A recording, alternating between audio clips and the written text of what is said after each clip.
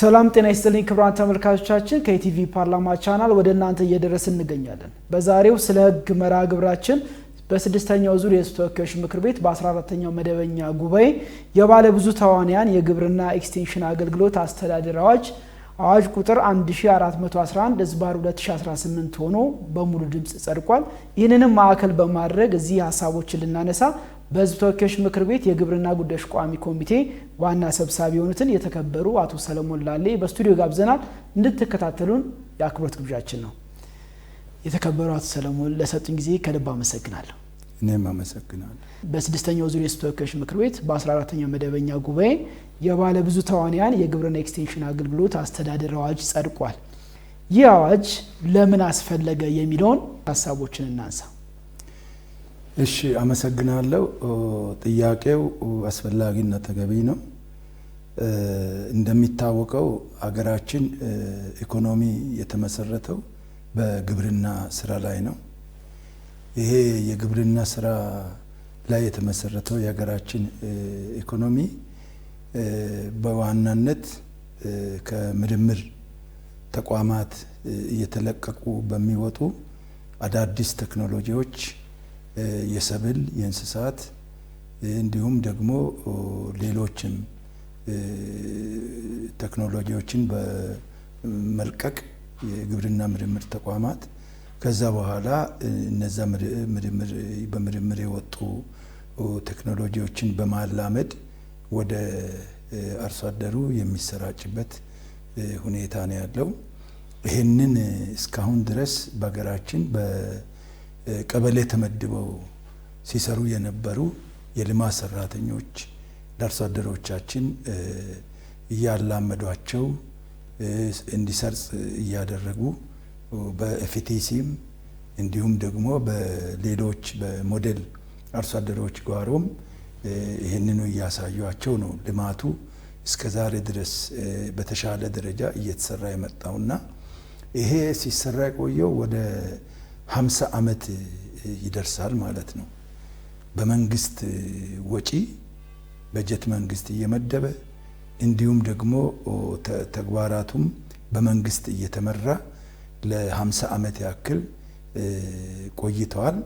በዚህ በ50 ዓመታት ውስጥም ጥሩ የተሻለ ስራዎች በሰብል ልማት፣ በእንስሳት ልማት፣ በሌሎችም በግብርና ስራዎች አዳዲስ ቴክኖሎጂዎችን የማላመድ ስራ የማሰራጨት እንዲሁም ደግሞ አርሶ አደሩ ተግባር ላይ አውሎ ውጤታማ እየሆነ መጣበት ነው ያለው። ይሄ እንደዛ ሆኖ ግን አሁን በአገራችን በደረሰችበት ደረጃ በምናይበት ጊዜ አንደኛው የግብርና ምርትና ምርታማነት ከሚፈለገው አሁን ካለው የበለጠ በእጥፍ ማሳደግ የግድ ነው። ይሄ የግድ የሆነበት ዋነኛው ምክንያቱ ምንድነው? የህዝብ ብዛት እየጨመረ ነው የመጣው። በሀገራችን የህዝብ ብዛት እየጨመረ የመጣ በመሆኑ እንዲሁም ደግሞ የምግብ ምርት ፍላጎትም እንደዚሁ እየጨመረ የመጣ ስለሆነና የምግብና ስነ ምግብ ዋስትና ጥያቄም በዛው ልክ እየጨመረ ነው የመጣው።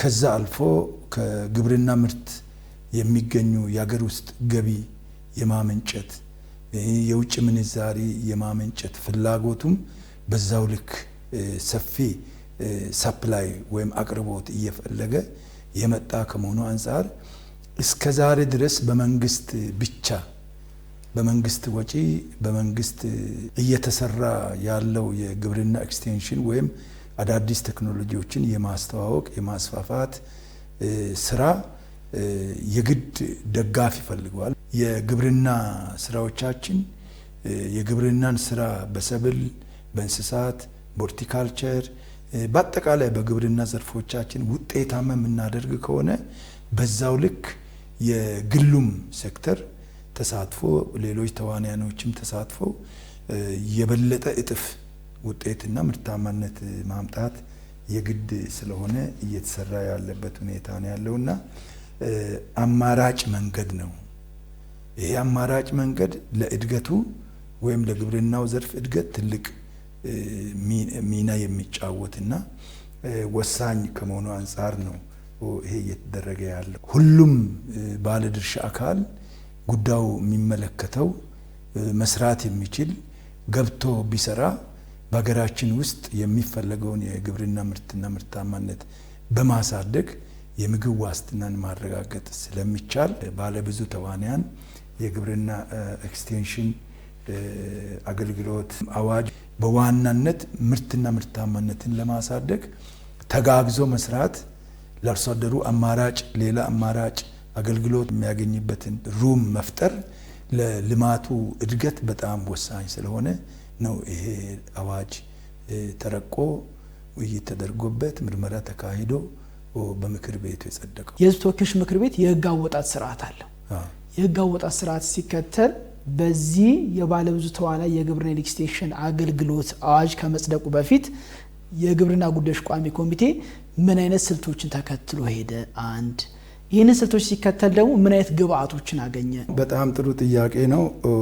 ምክር ቤታችን ያው በህገ መንግስት እና እንዲሁም በምክር ቤቱ አሰራርና የአባላት ስነ ምግባር ደንብ ቁጥር 6/2008 የተሰጠው ኃላፊነት አለ።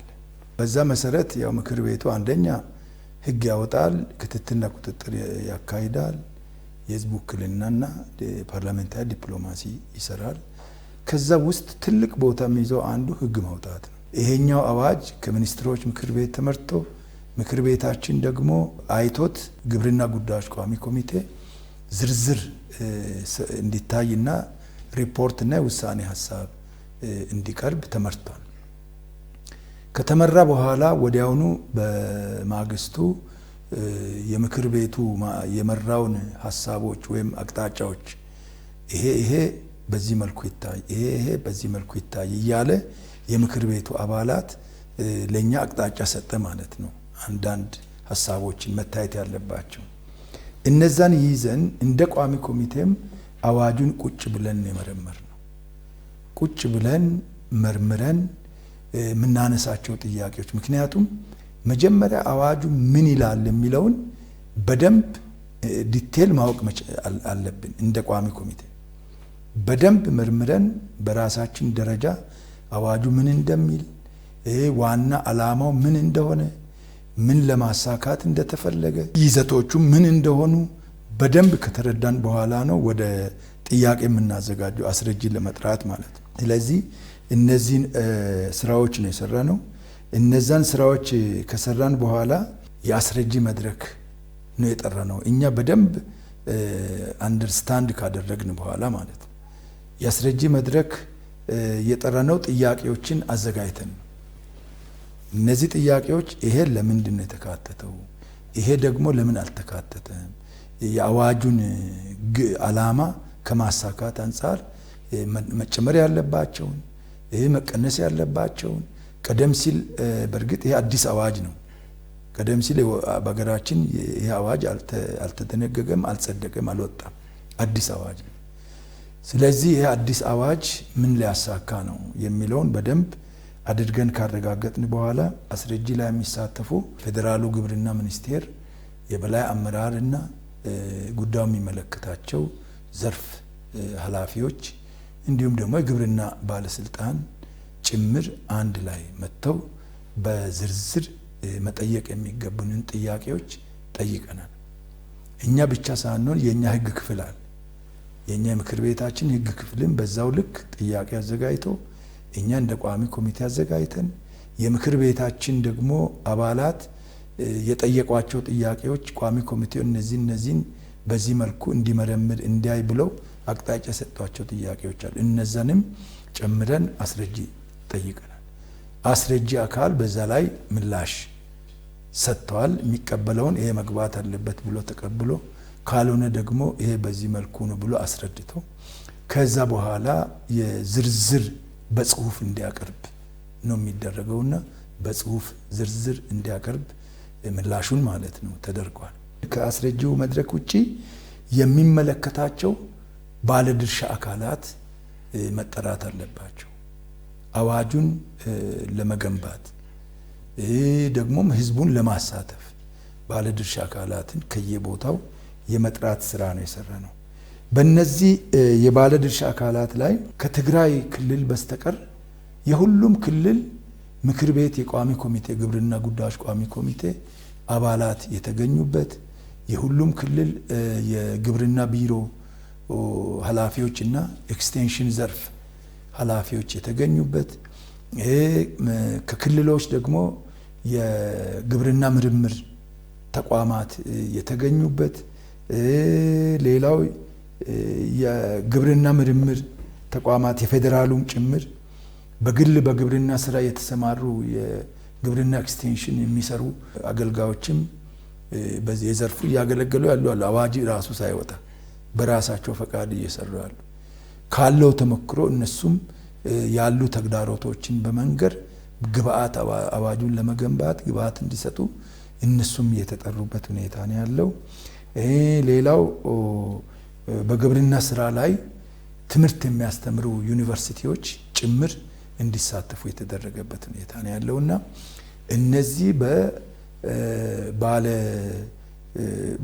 በሚመለከተው ባለድርሻ አካላት መድረክ ላይ ተሳትፈው በርካታ ግብአቶች ሰጥተዋል። ከዛ ውጭም የህዝብ አስተያየት መቀበያ መድረኮችም ተካሂደዋል። ይሄ አዋጅ ታች ወርዶ ውጤታማ መሆን ስላለበት አርሶ አደሩም ማወቅ ስላለበት አርሶ አደሩን የሚደግፍ የግብርና ባለሙያም በየደረጃው ያለው ማወቅ ስላለበት፣ ሁለተኛ ደግሞ ግብአትም ስለሚፈለግ ታች ድረስ እንዲወርድ ነው የተደረገው። ታች ሲወርድ ለሁሉም ክልል ምክር ቤቶች በክቡር አፈጉባኤያችን በኩል ደብዳቤ ተጽፎ ለሁሉም ክልል ምክር ቤቶች ወርዷል። ወርዶ ማን እንዲሳተፍ ነው የተደረገው? የክልል ምክር ቤት አባላት ህዝቡን የሚወክሉ ህዝቡ ውስጥ ያሉ የሚኖሩ ማለት ነው። ይሄ ኤክስቴንሽን አዋጅ እንዴት መገንባት አለበት ለሚለው ጥሩ ግብአት ስለሚገኝ እነሱ ጭምር የተገኙበት። ከዛ ውጪ ኤስኤምኤስ የሚባሉ አሉ። የወረዳ ኤስኤምኤስ በግብርናው ዘርፍ የሚሰሩ ሳብጀክት ማተር ስፔሻሊስት የሚባሉ ባለሙያዎች እነሱም የተጋበዙበት፣ ምክንያቱም ቀደም ሲል ሲሰሩ ስለነበረ እጥረቶችን ጉድለቶችን ስለሚያውቁ ለዚህ አዋጅ ችግሮችን ሶልቭ ለማድረግ ግብአት መስጠት ስለሚችሉ እነሱም የተጋበዙበት ሁኔታ ነው ያለው እና ሌሎችም የፍትህ አካላትን ጭምር የፍርድ ቤቶች ፕሬዝዳንቶች፣ የአቃቤ ሕጎች፣ ሌሎችም በአጠቃላይ በዚህ ዘርፍ በየአካባቢው ያሉ ሞዴል የሆኑ አርሶ አደሮችም ጭምር ተጋብዘው በክልል ምክር ቤቶች ውይይት ተካሂደዋል። ምን ውጤት ተገኘ? አብሮ ቅድም ላነሳው ሰፊ ግብአት ነው የተገኘው። በእያንዳንዱ መድረክ ላይ በእያንዳንዱ መድረክ በተካሄደው አንደኛ ከትርጉም ጋር ተያይዞ አሁን አንዳንድ ቃላት ለተመልካቹ ግልጽ እንዲሆኑ ትርጉም ቀድሞ ትርጉም ይሰጣል። እነዛ ትርጉሞች ላይም በተለይ የህግ ባለሙያዎች በክልሉ ያገኘናቸው እዚህም ደግሞ በባለድርሻ አካላት ላይ በተጠራንበት ትርጉም ጭምር እንዲስተካከል፣ ምክንያቱም አዲስ አዋጅ ስለሆነ ከትርጉም ጋር ተያይዞ ከዩኒቨርሲቲ የመጡም በህግ የተሰማሩ በኤክስቴንሽን ስራው ላይም ሲሰሩ ያሉ ጥሩ ግብአት የሰጡን ሁኔታ ነው ያለው። ያ ብቻ ሳይሆን ወሳኝ የሆኑ ድንጋጌዎችን ለመደንገግ አጠቃላይ ወሳኝ የሆኑ ሀሳቦችን ሰጥተውናል። ይሄ ብቻ ሳይሆን በአጠቃላይ ውስጥ ድንጋጌው በምንደነግግበት ጊዜ ማሻሻያ የሚያስፈልጉ ጉዳዮችን ቀደም ሲል ረቆ የመጣው ረቂቅ አዋጅ አለ። እሱን ረቂቅ አዋጅ ብዙ ማሻሻያ እንድናደርግ ሰፊ ግብአት ነው የሰጡን። ወደ 61 ማሻሻያ ነው ያደረግነው። ቀላል ማሻሻያ አይደለም። 61 ማሻሻያ ማለት አንዳንዱ አንቀጽ አዲስ አንቀጽም የገባበት ሁኔታ ነው ያለው። አዲስ አንቀጽ የገባበት ያለ አንቀጽ ደግሞ ስተት ያለው ያነሳንበት የተሰረዘበት በአረፍተ ነገር ደረጃ የተቀየረበት በቃላት ደረጃ ቃል ማለት ቀላል አይደለም። በህግ አንድ ቃል ለትርጉም ተጋላጭ ነው የሚያደርገው። ስለዚህ ትርጉም የሚሰጡ ቃላቶች አዋጁን የሚገነቡ ቃላቶች ቢለቀቁ ኖሮ ሌላ ትርጉም የሚሰጡ በአግባቡ የተስተካከሉበት አዳዲስ አንቀጾች የገቡበት እንደገና ደግሞ በተለይ ከቅጣትም ጋር ተያይዞ አገልግሎት ሰጪው አካል የኤክስቴንሽን አገልግሎት የሚሰጠው አካል በአግባቡ አገልግሎት ለአርሶ አደሩ ካልሰጠ የዲሲፕሊን እርምጃ የሚወሰድበት ያንን የሚቆጣጠረው ባለሙያ ወይንም ኢንስፔክተር ካጠፋም የሚጠየቅበት በአግባቡ እንዲሰራ ጭምር ግብአት ያገኘንበት ሁኔታ መብቱንም ግዴታውንም በነዛ መድረኮች ሰፊ ግብአት አግኝተንባቸው አዋጁን ለመገንባት እንደዚህ አይነት ሂደትን ተከትሎ ሲመጣ አሰራርን ተግባራዊ ከማድረግ ውጪ መጨረሻ ላይ ሲሰበሰብ ደግሞ የሚቀይራቸው ነገሮች አሉ። በዚህ መሰረት በአበይትነት ምን ነጥቦችን ማካተት ይችላል የሚለውን ደግሞ ያንሱልኝ። በዚህ አዋጅ ላይ ይዘቱ ነው ዋና መታየት ያለበትና የተገነባው ይዘት ምን ይመስላል ለሚለው በዋናነት አንዱ ትርጓሜ ነው። ቅድም እንዳነሳውልኝ በርካታ ትርጓሜዎችን ይይዟል። እነዚህ ትርጓሜዎች ወደ 29 የሚደርሱ ትርጉሞችን የያዘ አዋጅ ነው። የኤክስቴንሽን አስተሳሰብ ቅድም እንዳነሳውልኝ በዋናነት ማስተዋወቅ ነው፣ ማስፋፋት ነው። ምኖችን አዳዲስ ቴክኖሎጂዎችን ማስተዋወቅ፣ ማስፋፋት፣ በነዛ ላይ እንዴት እንደሚጠቀሙ ስልጠና መስጠት፣ ከዛ አልፎ አውደ ርዕይ ማዘጋጀት ኩነቶችን ማለት ነው። ትስስር መፍጠር፣ ግብአት ከየት እንደሚያገኙ ግብአት ራሱ አያቀርብም። የግብርና ኤክስቴንሽን ስራ ግብአቱን ያስተምራል እንጂ ግብአት ዲስፓች አያደርግም። እና በርካታ ትርጉሞች የተቀየሩበት ሁኔታ ነው ያለው። ከዚህ ጋር ተያይዞ የግብርና ኤክስቴንሽን አገልግሎት አይነቶችም በስርዓቱ ተደራጅቶ የተቀመጠበት፣ ለምሳሌ የሚሰጠው አገልግሎት ምንድን ነው የሚለውን በደንብ ለይቶ ይይዟል ማለት ነው ይሄ አዋጅ። አንደኛው ምንድን ነው? የግብርና ቴክኖሎጂን ማስተዋወቅ ነው። የግብርና ቴክኖሎጂን ማስተዋወቅ ሲባል ምንን ነው? ለምሳሌ አንዱ ግብርና የሚነሳው ከዘር ነው። ዘር በርካታ አይነት ዘር አለ። የበቆሎ የሆነ የገብስ፣ የስንዴ፣ ሁሉም የግብርና ምርት ዘሮችን ማስተዋወቅ ነው። ማአት ሳይሆን የተወሰነ ጥቂት ዘር ይዞ የነዚህን ዘር አይነት ከተዘራ ምን ያህል ይቆያል፣ በምን አይነት መሬት ይዘራል፣ በምን አይነት አፈር ይዘራል፣ ምን ጊዜ ይዘራል። እንደገና ማዳበሪያ፣ የማይፈር ማዳበሪያ አንድ ቴክኖሎጂ ነው። እንዴት እንደሚጠቀም የአጠቃቀም አይነቱን፣ የጸረ ተባይ አጠቃቀም፣ መካናይዜሽን ስንል ያው አንድ ትራክተር አለ፣ ኮምባይነር አለ፣ ውሃ ፓምፕ አለ እና ሌሎችም እነዚህን ሁሉ እንዴት እንደሚጠቀም የማስተዋወቅ ስራ ነው የሚሰራው ማለት ነው። ሁለተኛ የግብርና ቴክኖሎጂ ማስፋፋት ነው። የግብርና ቴክኖሎጂ ማስፋፋት አንዱ አገልግሎት ነውና ሲስፋፋ ሲባል ምን ማለት ነው?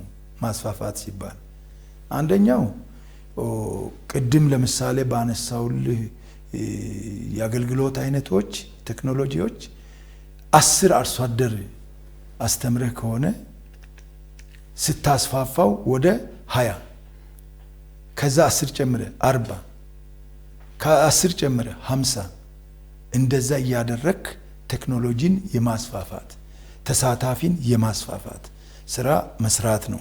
ያው የማስተዋወቅ ነው ዋናው ትኩረቱና ይሄ ነው። ከዛ ውጪ የግብርና ቢዝነስ አገልግሎት ምንድን ነው የሚሆነው? የገበያ ፍላጎት የቴክኖሎጂዎችን በማስተማር የገበያ ፍላጎት መፍጠር፣ ትርፋማነትን መሰረት አድርጎ የማምረት የማከማቸት እንደገና ደግሞ ምርትን የማቀነባበር ስልቶች ምንድን ናቸው? እሴት የመጨመር ወዘተ ይህንን የማስተማር ስራ የሚሰራበት ሁኔታ ነው። በዚህ በአገልግሎት አይነቶች ላይ ማለት ነው። ስልጠና መስጠት አብሮ ይሄዳል። ኩነት ማደራጀት ቅድም እንዳልኩ አውደ ርዕይ፣ የመስክ ቀን መስክ አዘጋጅተ የተወሰኑ 10-15 አርሶ አደሮችን ዴሞንስትሬት ማድረግ የተሻለ ስራ የተሰራበት ማስጎብኘት። ከዛ ውጪ የልምድ ልውውጥ አንዱ አርሶ አደር ወደ ሌላው አርሶ አደር ጥሩ ተሞክሮ ካለበት ወደ ሌላ ተሞክሮ ሽፍት ለማድረግ የማስተማር ሁኔታም ጭምር አንዱ አገልግሎት እንደሆነና የአጋርና የባለድርሻ አካላት ትስስርም እንደዚሁ ትስስር መፍጠር አንዱ አንዱን እንዲተጋገዝ ለምን ሁሉም ወደ ስራው እንዲገባ ምርት እንዲጨመር የሚያደርግ ስራ ስለሆነ እንደዛ ማድረግና የገበያ ትስስርን መፍጠር።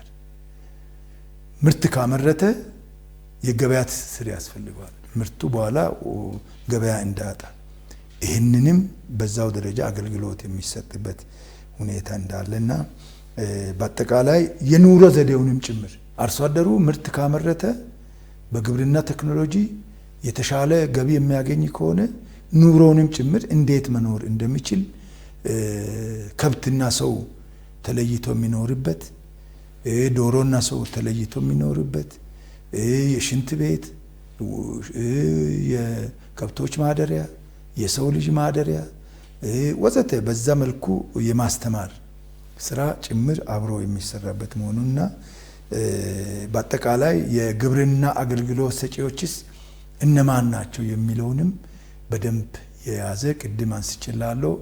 አንዱ መንግስት ነው። መንግስት ስንል ለምሳሌ ወረዳ አንዱ አገልግሎት ሰጪ ነው። የወረዳ ግብርና ማለት እራሱ አይደለም እዛ ከተማ ግብርና ላይ ሆኖ ጽህፈት ቤት ሆኖ የሚሰጠው። ታች በግብርናው መዋቅር ያሉ ተቋማት አሉ።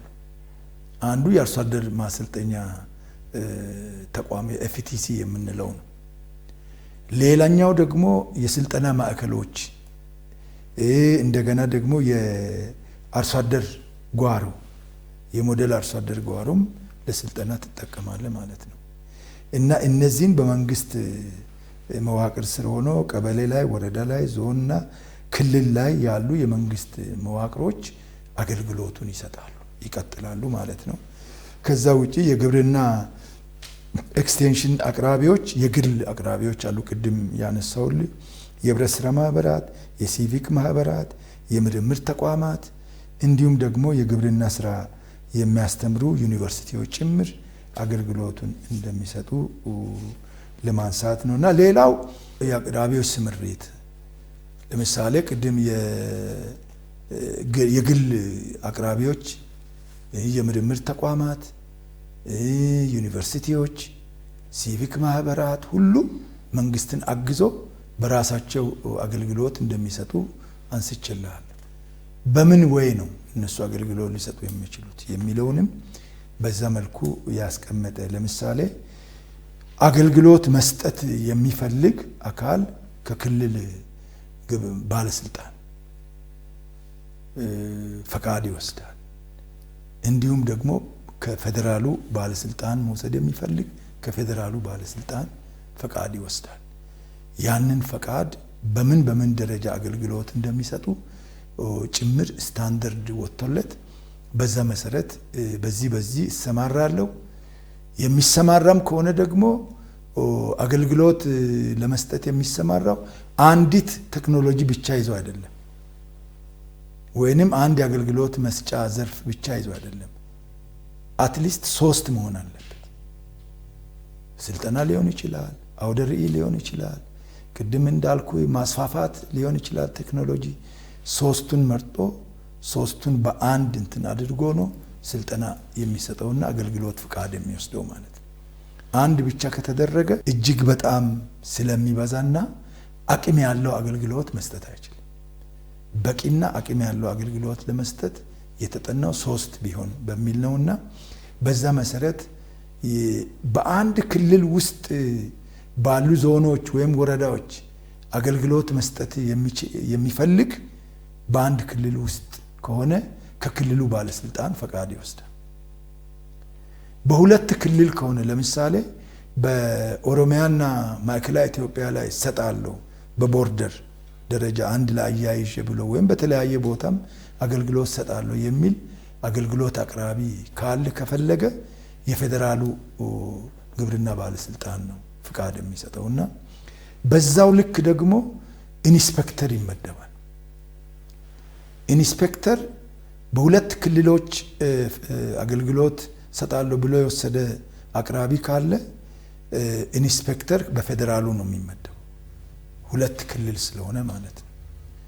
በአንድ ክልል ከሆነ በክልል ደረጃ የክልል መስሪያ ቤት ወይም ግብርና ውስጥ ያለ ባለስልጣን ውስጥ ያለ ኢንስፔክተር ይመደብና ይሄንን እንደሚጎበኝ ነው። በዛ መልኩ ክትትልና ቁጥጥር እንደሚያደርግ ነው የተቀመጠው።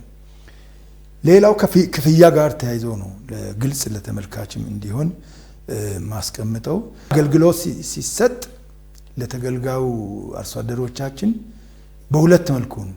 አንደኛው በመንግስት የሚሰጥ አገልግሎት በማንኛውም ጊዜ በማንኛውም ቦታ በነፃ ነው የሚሰጠው ያለምንም ክፍያ ለሚፈልገው አገልግሎት ለሚፈልገው ህዝባችን፣ ለአርሶ አደሮቻችን፣ ለአርብቶ አደሮቻችን የግብርና ኤክስቴንሽን አገልግሎት በነፃ ነው የሚሰጠው ማለት ነው ያለምንም ክፍያ። ሁለተኛው ቅድም ያነሳው የግል አገልግሎት አቅራቢዎች አንደኛ በነፃ መስጠት ይችላሉ፣ አይገደዱም። ሁለተኛ ክፍያን በመጋራት መስጠት ይችላሉ፣ ሼር በመደራረግ ማለት ነው። ወይ መሬት አርሶ አደሩ ሰጥቶ እነሱ ወይ ቴክኖሎጂ አቅርቦ ሼር ተደርጎ አገልግሎት መስጠት ይቻላል። ከዛ ውጪ በሚቀርቡ ቴክኖሎጂዎች ላይ በኋላ ምርት ከተሰበሰበ በኋላ ዋጋም ሼር በማድረግ አገልግሎት አካቶ መስጠት ይቻላል ማለት ነው እና ክፍያም ተመጣጣኝ ክፍያ ተመድቦ መስጠት ይቻላል። አንድ ስጋት ምንድን ያለው ክፍያ ቢጨመር ምናልባት ምን ይሆናል የሚል በምክር ቤቱም ተነስቷል። ክፍያ ማንም አገልግሎት ሰጪ አካል ክፍያ የሚጨምር ከሆነ የክልሉና የፌደራሉ ባለስልጣን በማማከር ለክልሎች፣ ለዞኖች፣ ለወረዳዎች እስከ ቀበሌ ድረስ የሚቆጣጠር አካል ኢንስፔክተሮችን በማስቀመጥ የማረጋጋት የማስተካከል ስራ ይሰራል። አርሶ አደሩ ዋጋ ተጨምሮ ችግር እንዳይፈጠርበት በዛ መልኩ የሚሰራ ነው የሚሆነውና ክፍያ በምንልበት ጊዜ ምናልባት ስጋት እንዳይኖር ብዬ ነው ይህንን የማነሳው። ለአርሶ አደሮቻችን ትልቅ አማራጭ ነው ይሄ የግብርና ኤክስቴንሽን። ሁሉም አካል ባለድርሻ የሆነ ይዞ ቢቀጥል ምርታማነትን ለመጨመር ምርት ለማሳደግ በጣም ጠቃሚ ሁሉም እንዲሳተፍ ያደርጋልና ክፍያውም ይሄን ያክል የሚበዛ አይደለም። ለምሳሌ አሁን አዋጁም ሳይወጣ በክፍያ የሚሰራ ስራ አለ፣ አስከፍሎ የሚሰሩ ማለት ነው። አንደኛ የእንስሳት አዳቃዮች አሁን መሬት ላይ በየጊዜው እያየን ያለ ነው። በየቤቱ ሄደው እንስሳት የሚያዳቅሉ የእንስሳት አዳቃይ ቴክኒሻኖች በራሳቸው ጊዜ ተሰማርተው ከአርሶ አደሩ ጥቂት እና ሚዛናዊ የሆነ ገንዘብ ወስደው ያዳቅሉላቸዋል። ይሄ አሁን አዋጁ ግን አልወጣም እና በራሳቸው ጊዜ እየሰሩ ነው። ህዝቡም ወዶ አገልግሎቱን በበቂ ሁኔታ እያገኘ ነው ያለውና ያ ማለት ነው እና በዛ መልኩ ነው የሚሰራው። የማማከር አገልግሎት የሚያማክሩ አሉ እና ያ ብቻ አይደለም። የመረጃ ቅብብሎሽ ስራ፣ የገበያ የት ዋለ ለአርሶ አደሩ ኢንፎርሜሽን የሚሰጡ አሉ። በዘመናዊ ቴክኖሎጂ አሁን ዲጂታል ዘመን ያለ ነው። የዓለም ገበያ አሁን የቡና ገበያ፣ የስንዴ ገበያ፣ የአተር ገበያ እያንዳንዱ ኮሞዲቲ ላይ ገበያ ዛሬ ስንት ነው የሚለውን ለአርሶ አደሩ ኢንፎርሜሽን መረጃ በመስጠት የሚያገለግሉ አሉ ማለት ነው። ይሄ ለአርሶ አደሩ ምንድን ነው የሚጠቅመው? ምርቱን በረከሰ ጊዜ እንዳያወጣ፣ ዋጋ በጨመረ ጊዜ አውጥቶ ገንዘብ እንዲያገኝ፣ ገበያ ዲማንድ እና ሰፕላይ እንዲገናኙ እንዲቀራረቡ ለማድረግ እና ምርቱንም በአስፈላጊው ጊዜ አርሶ አደሩ እንዲያወጣ በጣም ጥሩ አቅም ነው የሚሆነውና ይሄንንም አገልግሎት አሁን እያገለገሉ ነው ያሉት። አንዱ ይሄ ነው የባለብዙ ተዋንያን የግብርና ኤክስቴንሽን የምንለው አንዱ ስራ ይሄ ነው።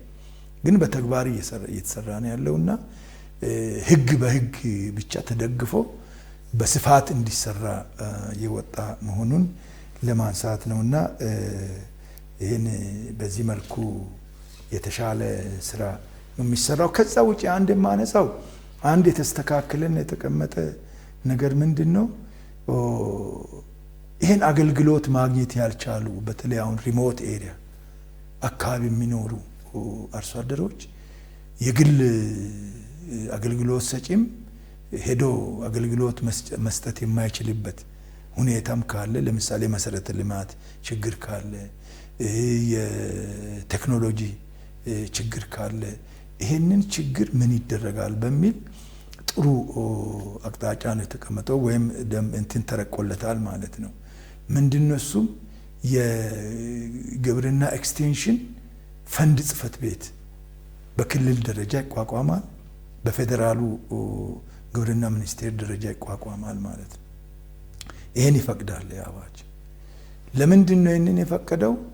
አንደኛ አገልግሎቱን የማያገኙትን አገልግሎት በነፃ እንዲያገኙ በተሰበሰበው ፈንድ እዛ ከአስፈላጊው ክፍያ ተፈጽሞ አገልግሎቱን እንዲያገኙ፣ አስፈላጊ ግብአት ለማቅረብ እንዲሁም ደግሞ ቴክኖሎጂም እንዲሰፋላቸው የማድረግ፣ መሰረተ ልማት የሌለበት መሰረተ ልማት እንዲገባ የማድረግ ስራ ለመስራት የፈንድ ጽህፈት ቤት እንዲቋቋም ይሄ አዋጅ ፈቅዷልና ይሄም በጣም ጠቃሚ ነው ማለት ነው።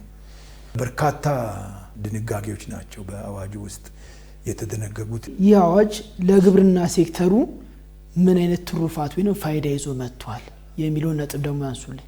ባለብዙ ተዋንያን የግብርና ኤክስቴንሽን አዋጅ ቅድም እንዳነሳውልህ በመንግስት ገንዘብና በመንግስት ሰራተኛ በልማት ሰራተኛ ብቻ ሲሰጥ የነበረው አገልግሎት ወደ ሌሎች ተዋንያኖች አጋዦች በመፍጠር ከፍተኛ በግብርናው ስራ ላይ ወይም በግብርና ልማት እድገት ላይ ፋይዳ ትልቅ ነው ያለው።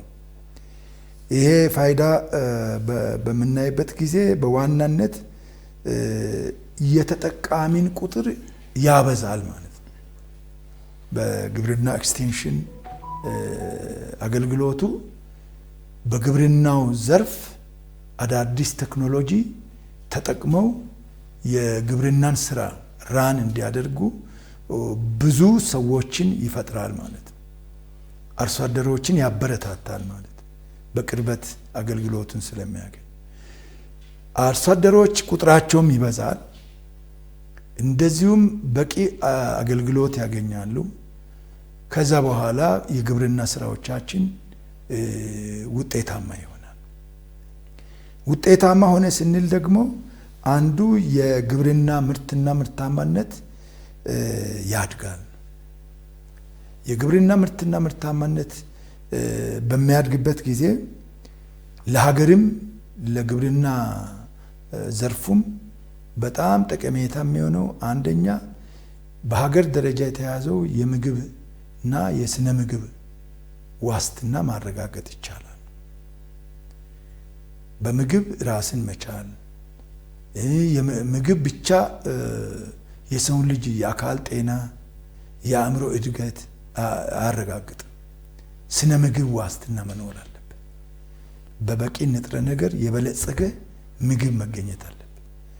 አንዱ በዚህ ኤሪያ ላይ የእንስሳት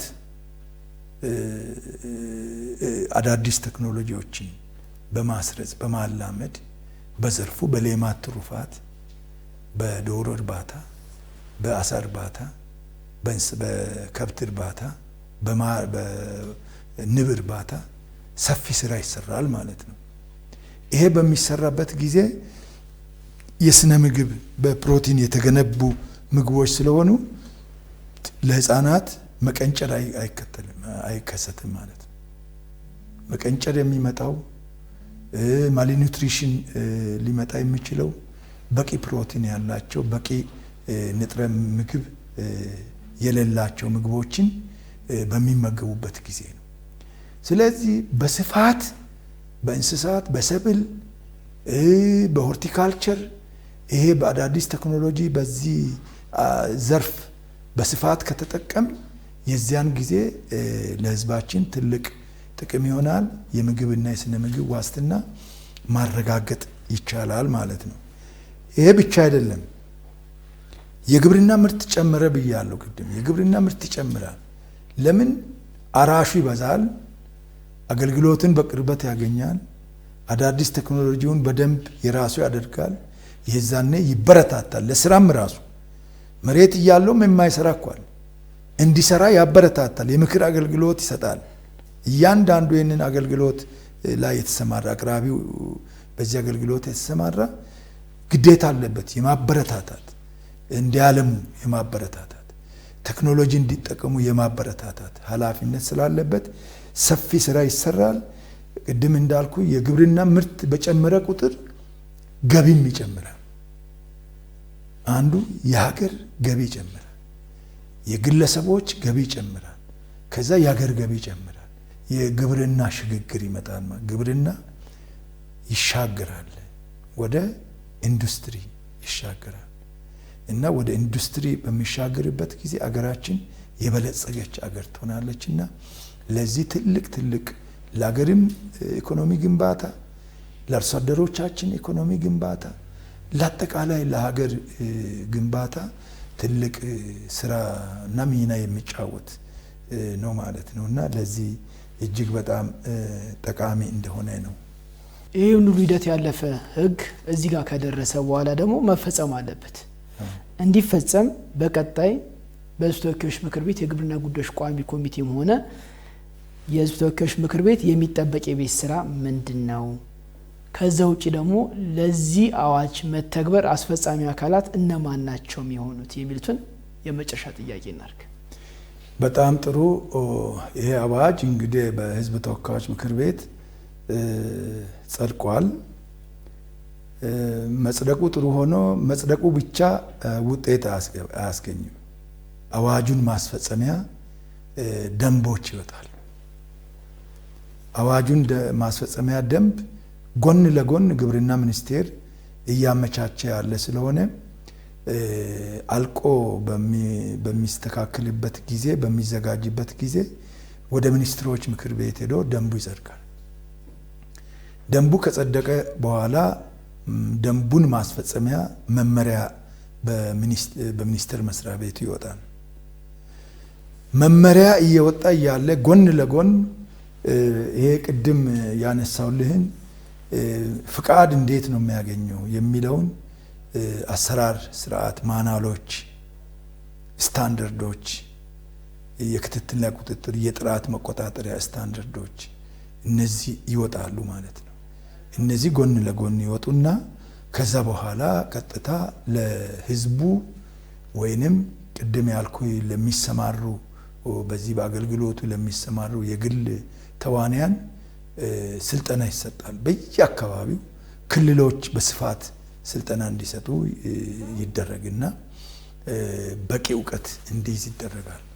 ከዛስ እያንዳንዱ የሚሰማራ በዘርፉ መሟላት ያለበትን ነገር እያሟላ ይመዘገብና የግብርና ኤክስቴንሽን አገልግሎት አቅራቢ ሆኖ ይሰማራል ማለት ነው። ይሄ ከተሰማራ በኋላ ይህንን ማን ነው እሺ የሚፈጽመው ላልከው፣ አንደኛ ግብርና ሚኒስቴር ፈጻሚ ነው። እንደገና ደግሞ ታች ያለው በመዋቅር ክልል ግብርና፣ ዞን ግብርና፣ ወረዳ ግብርና፣ ከተማ ግብርና፣ ቀበሌ ግብርና ድረስ ፈጻሚ አካል ነው። ይሄ ብቻ አይደለም። ቅድም ያነሳውልህ በዚህ ባለብዙ ተዋንያን የግብርና ኤክስቴንሽን አገልግሎት ተመዝግቦ አቅራቢ የሆኑ አካላት እነሱም ፈጻሚ ናቸው። ሁሉም በዚህ አገልግሎት ሰጣለሁ ብሎ የተመዘገበ አካል ሁሉም ፈጻሚ ነው የሚሆነው። ምክንያቱም በዚህ አድርግ አታድርግ ተብሎ የተጻፉ ወይም የተደነገጉ ድንጋጌዎችን በተግባር ያሳያሉ ማለት ነው። ይሄንን በተግባር የማያሳዩ ከሆነ የማይፈጽሙ ከሆነ በሕግ ተጠያቂነት አለ። ያው ቅድም እንዳነሳውልህ የዲሲፕሊን ተጠያቂነት ያስከትላል። ከዛ ውጪ ደግሞ ይሄንን ሕግ ስራ ላይ የሚያውሉ ደግሞ የፍትህ አካላት ናቸው። ፍርድ ቤቶች፣ አቃቤ ሕግ፣ ፖሊስ እዚህ ላይ በተደነገገው መሰረት የማይፈጽሙ አካላትን እንዲፈጽሙ ማድረግ እንዲሁም ደግሞ ስህተት ተገኝቶ ከተገኘም የማስጠየቅ ከዛ ባለፈ ይሄ መሬት ላይ እንዲወርድ የሚፈለገው ዓላማ እንዲያሳካ የአዋጅ የምክር ቤቱም ሆነ የቋሚ ኮሚቴው ኃላፊነት ምንድን ነው ላልከው ይሄ አዋጅ ወጥቷል ወይም ጸድቋል።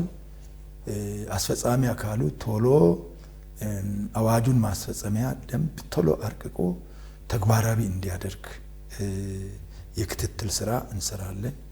መመሪያውንም እንደዛው ያ ከወጣ በኋላ መሬት ላይ ምን ያህል ተግባራዊ የሆነ ነው የሚለውንም ጭምር ወርደን አርሶ አደሩን በማነጋገር ሌሎች አቅራቢዎችን ኤክስቴንሽኑ አቅራቢዎችን በማነጋገር ተግባራዊነቱን ምክር ቤቱ የግብርና ቋሚ ኮሚቴውም በባለቤትነት ክትትል የሚያደርገው ነው የሚሆነው።